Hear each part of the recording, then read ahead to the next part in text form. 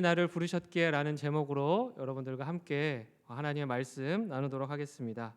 오늘은 이제 환영한 데이, 모두 환영한 데이로 계속해서 이루어지는 주간입니다. 그래서 우리 옆에 계신 분들과 이렇게 인사하겠습니다. 주 안에서 하나하게 되어 하나로 함께하게 되어 영광입니다. 인사하겠습니다.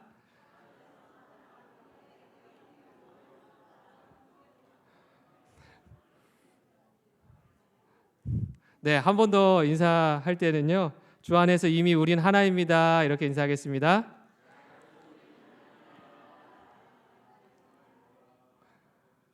네, 주 안에서 하나 되면 느끼실 수 있는 또 주님께서 주시는 그 환영의 마음을 서로에게 나눌 수 있는 모두가 되었으면 좋겠습니다. 이번 주간은 모두 환영한 데이로 이렇게 드려지게 되어 있습니다. 제가 이제 교회를 이제 처음 오면서 이제 한 달밖에 안 됐거든요. 근데 처음 들어오면서 제가 딱 눈에 띄는 것 두 가지가 있었는데요. 첫 번째는 모두 사랑한 데이가 눈에 들어왔고요. 두 번째는 모두 환영한 데이가 이렇게 눈에 확 들어오더라고요. 그래서 감사와 환영이 넘치는 교회구나, 이런 것들을 제가 발견하게 되었습니다. 그러면서 모두 환영한 데이를 이렇게 보는데 굉장히 구수하게 느껴지는 거예요. 이게 사투리로 모한데이 막 이렇게 써놓은 거 아니겠습니까? 그래서 그것들을 보면서 사투리를 참 재미있게 잘 표현해서 성도들을 감사와 환영으로 인도하는 곳이구나라는 것을 느끼게 되었습니다. 그래서 그 환영의 마음을 담아서 제가 칠행시를 한번 준비해봤습니다. 네, 모두 환영한 데이로 제가 한번 칠행시를 짧게나마 해보려고 하는데 운을 한번 띄워주시면 좋겠습니다. 모두 환영해요. 네, 두 팔 벌려 환영해요. 환영 그거 별거 없어요. 영 어색하다 싶으면요 그냥 쓱 한번 웃어주면 돼요.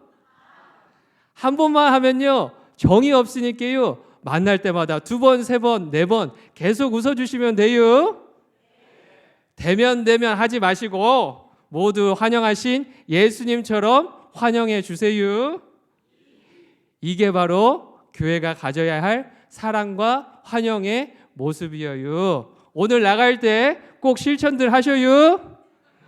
네, 이렇게 네, 칠행시를 한번 준비해봤습니다. 설교보다 준비하는 게 더 어려웠던 것 같아요. 네, 어떤 말로 해야 될까? 또 어떤 말로 성도님들의 마음을 풀었으면 좋을까? 이런 고민을 하면서 한번 준비해봤습니다. 웃고 이러는 가운데에 우리의 마음이 또 열리는 그런 시간이 되었으면 좋겠습니다. 이제 웃자고 제가 이렇게 준비하긴 했지만 사실은 환영과 환대, 이것은요 교회 안에 있어서 굉장히 중요한 일입니다. 이 새가족을 환영하는 일 특히나 굉장히 중요한데요. 오늘 점심에도 이제 새가족분을 만나고 왔었는데 교육을 하면서 이렇게 환대해주는 그러한 것들에 대해서 기뻐하시고 즐거워하는 모습을 보고 듣게 되었습니다. 혹시 오늘 여기 새가족분들 중에 오후 찬양 예배까지 참석하신 분이 계십니까? 손을 한번. 네, 아마 온라인으로 함께하고 계시리라 생각합니다. 자, 근데 이 환영과 환대가 우리에게 있어서 굉장히 중요한 일은 왜 그러냐면 바로 예수님이 우리에게 직접 삶으로 보여주시고 가르쳐 주신 일이기 때문입니다. 예수님이 우리에게 찾아오셔서 보여주신 핵심적인 메시지가 환대하는 것이고요, 환영하는 것이고요, 그렇게 사랑을 나누는 것이기 때문입니다. 그런데요, 우리는 종종 이러한 것들을 굉장히 가벼운 것으로 생각할 때가 있다라는 겁니다. 그 환영하고 환대하는 거, 사랑을 나누는 거, 그것 좀 하면 어떻고 안 하면 어떻냐라는 그러한 선택할 수 있는 것쯤으로 우리가 생각한다라는 겁니다. 그러나 정말 우리들이 예수님의 삶을 닮아가고자 한다면 이 모습이 믿는 자들 안에, 신앙을 가진 자들 안에 나타나야 되고 드러나야 된다라는 겁니다. 아무것도 아닌 듯한 그런 인사 한 번 때문에, 아무것도 아닌 듯한 그런 사랑 고백 한 번 때문에 어떠한 사람들은요 교회가 정말 따뜻한 곳이구나, 교회가 나를 품어줄 수 있는 곳이구나, 그러한 마음을 느끼고 찾아오게 된다라는 겁니다. 매달 그리고 매년 매주 이렇게 우리 교회를 찾아오는 분들도 그러한 것들을 느껴서 찾아오는 분들이 있다라는 겁니다. 그냥 아무것도 아닌 누군가의 관심 어린 인사 한 번으로, 밝게 웃으면서 환영해주는 그런 인사 한 번으로, 그런 표현 한 번으로 등록하시는 분들이 있다라는 겁니다. 우리가 이 귀한 마음을 더 깊이 나눌 수 있는 공동체가 되었으면 좋겠습니다. 하나님께서 우리에게 해주셨던 것처럼, 예수님이 우리의 삶 가운데 찾아오셔서 보여주셨던 것처럼 날마다 그렇게 서로를 환영하고 사랑을 나눌 수 있는 우리 영신 공동체가 되었으면 좋겠습니다. 특별하게 성도 수가 늘어나기 때문에 기쁘는 것이 아니라 한 영혼을 천하보다 귀하게 여긴다는 예수님의 그 말씀 때문에, 그 사랑 때문에 우리가 더 귀하게 여기고 사랑으로 품어줄 수 있는 공동체가 되기를 소망합니다. 그래서요, 오늘 나누는 말씀은요, 이제 무엇인가를 새로 시작하려고 하시는 분들, 특별히 새가족분들에게 나누고 싶은 말씀으로 함께 준비해 봤습니다. 그래서 사무엘의 이제 이야기를 오늘 본문은 담고 있는데요, 사무엘의 이야기를 통해서 새롭게 시작하는 이들에게 가져야 할 자세와 마음은 무엇인지에 대해서 함께 나눠보도록 하겠습니다. 자, 첫 번째로 새가족들과 새로 시작하는 이들이 가져야 하는 마음의 자세 무엇인지 함께 읽어보겠습니다. 시작. 사람의 소리보다 하나님의 소리에 집중하는 자세를 가져야 합니다. 네, 우리는요, 오늘 하루만 해도 참 많은 사람의 소리를 들었습니다. 아침에 일어나서 사랑하는 아내와 남편, 그리고 자녀들과 인사하면서 하루를 시작했습니다. 또 지나가며 많은 사람들의 소리를 들으며 지나왔습니다. 오늘 이 시간 교회에 들어오니 어떠했습니까? 사람들이 환영하는 인사 소리가 들렸고요. 또 함께 예배를 드리는 가운데에 찬양하는 소리, 또 기도하는 소리, 예배하는 사람의 소리가 들렸다라는 겁니다.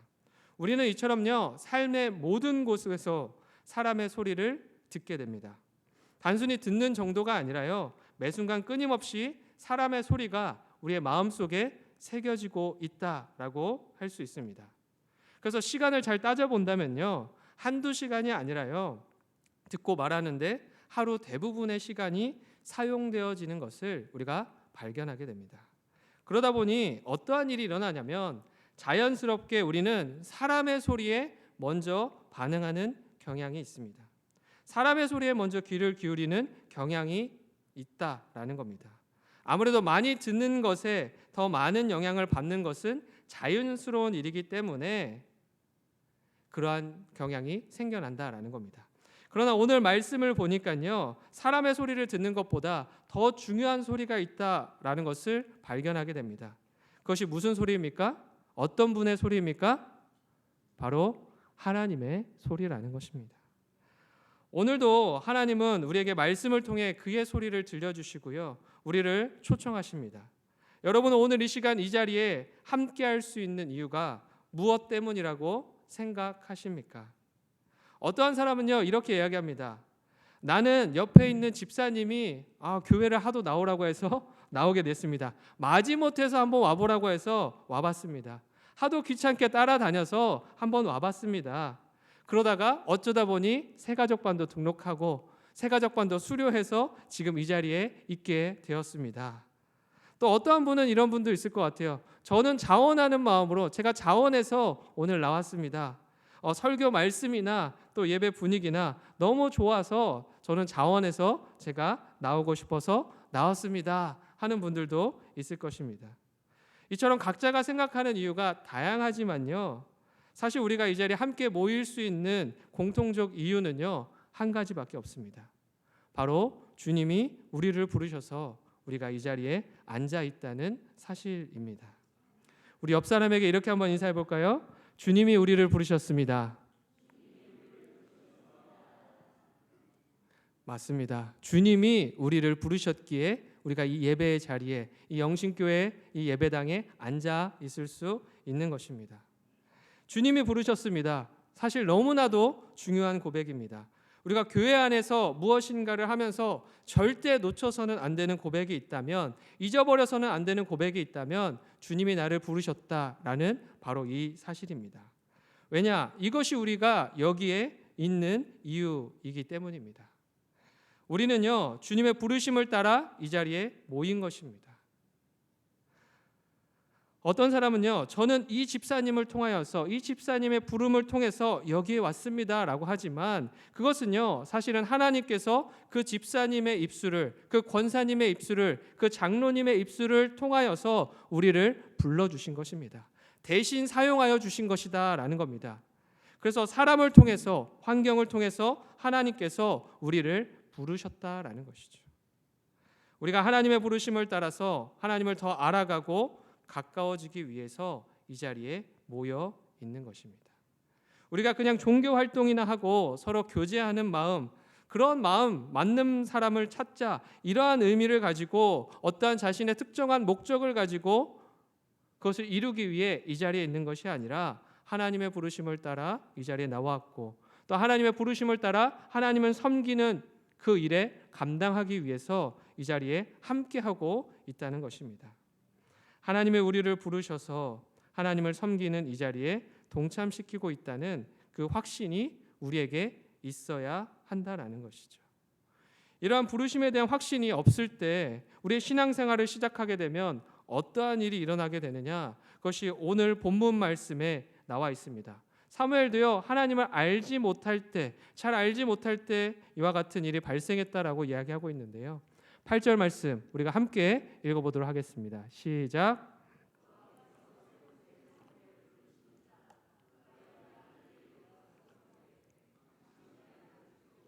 내가 여기 있나이다 하니 엘리가 여호와께서 이 아이를 부르신 줄 깨닫고, 뭐라고 합니까? 여호와께서 세 번째 사무엘을 부르시는지라 그가 일어나 엘리에게로 가서 이르되 당신이 나를 부르셨기로 내가 여기 있나이다 하니 엘리에게 가고 있다라는 겁니다. 오늘 본문에서는요, 여호와 하나님께서 사무엘을 부르고 계십니다. 한 번이 아니라요, 두 번, 세 번 거듭해서 부르시는 장면이 등장합니다. 그런데요, 사무엘은 누군가 자신을 부르고 있는데 그 부르심이 어디로부터 오는지, 또 누구에게로부터 오고 있는지를 정확히 모르고 있다라는 겁니다. 누가 자신을 불렀는지에 대한 확신이 없으니까 사무엘이 자꾸만 하나님이 아니라 누구에게 가고 있습니까? 엘리라고 하는 사람에게 달려가고 있다라는 겁니다. 정작 자신을 부르고 계신 분은 하나님이신데 사람한테 달려가는 일이 반복되어지고 있다라는 겁니다. 그런데 우리가 신앙생활 하면서도 마찬가지인 것 같습니다. 하나님이 우리를 부르셨다는 인식이 없고요, 또 확신이 없으면 우리는 어떻게 하게 되는 겁니까? 사람에게 먼저 달려가게 되는 겁니다. 나의 방향성 자체가 사람에게 집중되어 나를 흔드는 것이다 라는 것이죠. 부르심에 대한 확신이 있는 사람은요, 신앙생활을 할 때 사람에 의해서 좌지우지되거나 상황과 환경에 따라서 흔들리지 않습니다. 그러나 하나님의 부르심에 대한 확신이 없는 사람은요, 가장 먼저 누구에게 영향을 받습니까? 사람에게 영향을 받는다라는 거죠. 또한 상황과 환경의 영향을 하나님보다 더 먼저 받는다라는 겁니다. 예전에 다른 교회에서 제가 사역할 때 교회에 처음 새롭게 등록하신 한 집사님이 계셨습니다. 근데 한두 달 정도 되셨던 것 같은데요, 정말 열심히 모든 일에 참여하셨습니다. 또 공예배는 빠지는 법이 없었습니다. 새벽기도, 수요, 금요, 주일, 그 어떤 예배도 빠지는 법이 없었고요, 가장 먼저 나와서 예배를 드리셨습니다. 또 모든 섬김에 적극적으로 그 누구보다 열정적으로 헌신하는 모습을 볼 수 있었습니다. 그런데요, 얼마 되지 않았는데 갑자기 그 집사님이 더 이상 보이지 않기 시작하는 겁니다. 그래서 그 이유가 무엇인지 알아보니까 어떤 이유였는지 아십니까? 자신을 전도했던 다른 권사님이 계셨는데 그 권사님이 부득이하게 다른 곳으로 이사를 가셨던 거예요. 그러자 나를 불렀던 권사님이 사라지니까 그 집사님이 내가 여기 있을 이유가 없다라고 생각을 하셨다라는 거예요. 그러니까 나를 부르니가 권사님이지 하나님이라는 인식을 못했다라는 겁니다. 그래서 그분이 사라지니 나도 같이 사라져 버린 겁니다. 이처럼요, 하나님이 나를 이곳으로 부르셨다, 또 인도하셨다라는 확신이 없으면요, 우리는요, 자연스럽게 사람을 따라가는 존재들이라는 겁니다. 자연스럽게 사람을 따라서 사람이 인도하는 곳으로 가는 존재가 바로 우리들이다라는 겁니다. 이것뿐만 아니라요, 내가 이 교회를 처음 들어왔을 때 가졌던 생각과 목적이 달라지면 우리들의 신앙생활은 붕 떠버리게 되는 겁니다. 그래서 우리가 굳건히 해야 될 것은 무엇입니까? 우리 안에 더 확신해야 되는 것은 무엇입니까? 사람이 아니라 하나님이 나를 이 자리로 부르셨다라는 겁니다. 하나님께서 부르셔서 내가 이 자리에 서 있고 이 자리에서 찬양하고 기도하며 예배하는 그 목적이 하나님 때문이 되어야 한다라는 것이죠. 그래서 오늘 이 시간 우리 안에 그러한 귀한 믿음을, 귀한 확신의 고백을 채워 나갈 수 있는 모두가 되었으면 좋겠습니다. 하나님이 부르셔서 우리가 이 자리에 함께하게 되었습니다. 우리가 교회를 가야 하나 말아야 하나, 이 교회를 선택해야 하나 말아야 하나, 그 선택의 기로에서 하나님이 우리에게 부르심을 통하여서 마음의 확신을 주셨고 믿음을 허락해 주셨고 이 자리에 함께하게 하셨다라는 것입니다. 오늘 이 시간에 부르심에 대한 확신과 믿음으로 가득 채워지는 놀라운 역사가 일어나길 소망합니다. 그리하여서 우리가 교회를 찾아온 목적이 사람에게 있는 것이 아니라, 다른 그 어떠한 누구에게 있는 것이 아니라, 다른 그 어떠한 것에 놓여져 있는 것이 아니라 오직 하나님 안에 있음을, 하나님의 부르심 안에 있음을 고백할 수 있는 그 귀한 고백을 가지고 신앙생활을 이어나가는 영신교회 모든 성도님들의 삶이 되기를 간절히 소망합니다. 오늘 이 자리로 하나님이 우리를 부르셨습니다. 하나님이 우리를 인도하셨습니다. 이 사실을 영원토록 기억하실 수 있기를 바랍니다. 그래서 갈대처럼 흔들리는 자들이 아니라 영원한 반석 되시는 우리 주님 안에서 그 말씀 위에서 견고히 세워져 가는 모든 성도님들이 되기를 바랍니다. 이 시간 새롭게 시작하는 사람들, 또 새 가족이 가져야 할 두 번째 자세는요, 함께 읽어보겠습니다. 시작. 나의 뜻보다 하나님의 뜻에 순종하는 자세가 있어야 합니다. 이제 순종은 교회 다니면서 참 많이 듣는 얘기 중에 하나입니다. 그래서 신앙생활을 처음 시작하거나 또 많이 오래된 사람들에게도 순종은 계속해서 듣게 되는 단어 중 하나인 것 같습니다. 그래서 뭐 순종의 사람이 되어라, 순종의 자녀가 되어라, 순종하는 자가 복을 받는다, 이러한 이야기들을 참 많이 듣게 됩니다. 그도 그럴 것이 성경 속에는요, 참 많은 순종의 사람이 등장하는 것을 발견하게 됩니다. 순종할 수 없는 상황 속에서 순종함을 통하여 하나님을 향한 신뢰와 믿음을 드러내는 모습을 우리가 익히 보았다라는 겁니다. 그 예가 아브라함에게서 잘 발견할 수 있습니다. 하나님께서는요, 아브라함에게 한 가지 요구를 하셨습니다. 그런데 그 요구가 아브라함의 마음을 너무나 어렵게 만드는 요구였다라는 겁니다. 우리가 잘 아는 것처럼 100세의 나이가 되어서 뒤늦게 얻은 아들이었던 이삭을 번제물로 바치라는 그런 요구를 하나님께서 하셨습니다. 이제 번제는요, 다 태워서 드리는 제사입니다. 자신의 아들을 떠나보내는 것도 굉장히 마음이 아픈 일인데 모든 것을 불태워서 하나님께 올려드리는 제사를 드리라는 겁니다. 그러나 이런 무리한 요구에도 불구하고요, 아브라함은 이 요구에 이삭을 제물로 드리기 위해 이른 새벽에 떠난 것을 우리가 보게 됩니다. 당연히 그 어떠한 부모의 마음이라고 할지라도 당연히 고민이 되었겠지만 깊은 고민보다는 아브라함은 먼저 무엇을 선택했냐면요, 순종의 길을 선택했다라는 것이죠. 그래서 창세기 22장 10절 말씀에서는요, 이렇게 이야기하고 있습니다. 손을 내밀어 칼을 잡고 그 아들을 잡으려 하니. 깊은 고민에 빠져 있는 것이 아니라요, 순종으로 자신의 삶을 나아가는 겁니다. 그저 보여주기 위한 순종이 아니라 정말 순종함으로 이 일을 행하려고 했다는 것을 보여주고 있습니다. 그런데 하나님께서는요, 이 아브라함의 이 모습을 보고요, 여호와의 사자를 통해 이렇게 말씀해주고 계십니다. 22장 12절의 말씀입니다. 사자가 이르시되 그 아이에게 내 손을 대지 말라, 그에게 아무 일도 하지 말라. 내가 내 아들 내 독자까지도 내게 아끼지 아니하였으니 내가 이제야 내가 하나님을 경외하는 줄을 아노라.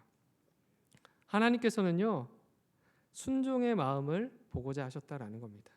순종을 통해 그의 믿음을 보고자 하셨다라는 겁니다. 자녀를 사랑하는 마음이 하나님을 사랑하는 마음보다 더 컸다라고 한다면 이러한 순종은요, 아브라함에게서 나타날 수 없었을 것입니다. 그러나 사랑하는 나의 자녀보다 무엇을 더 귀하게 여기는 겁니까? 무엇을 더 존귀하게 여기는 겁니까? 하나님을 더 존귀하게 여기는 마음이 있었다라는 거죠. 그것이 진정한 경외함이었다라고 이야기하고 있는 겁니다. 이러한 순종의 모습이 아브라함에게는 있었습니다. 또한 이러한 순종의 모습을 보고 누가 자라났냐면 이삭이 자라나게 되었다라는 겁니다. 이삭이 번제물로 드려질 때는요, 결코 적은 나이가 아니었다라고 이야기합니다. 그래서 아브라함이 자기를 죽이려고 할 때에 늙은 아버지였기 때문에 한 번만 힘을 줘서 뿌리쳤다면, 밀어냈다면 충분히 밀어낼 수 있는 그러한 시기였다라는 겁니다. 그러나 이삭은요, 반항을 선택하는 것이 아니라, 아버지를 밀어내는 것을 선택하는 것이 아니라 그것을 참아냈다라는 겁니다.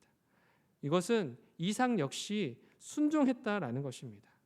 아브라함은 믿음으로 이삭을 드렸고요, 이삭은 순종하는 마음으로 기꺼이 번제단 위에 머물러 있었다라는 것을 보게 되는 것입니다.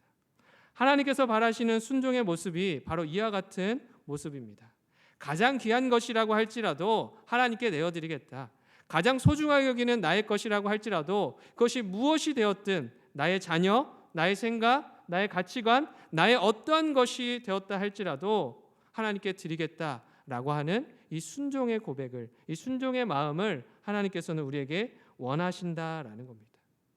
이러한 모습을요, 오늘 본문에서는 주인과 종의 관계로 표현하고 있습니다.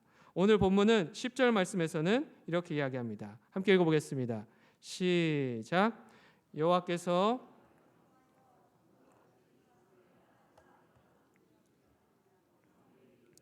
말씀하옵소서, 주의 종이 듣겠나이다 하니.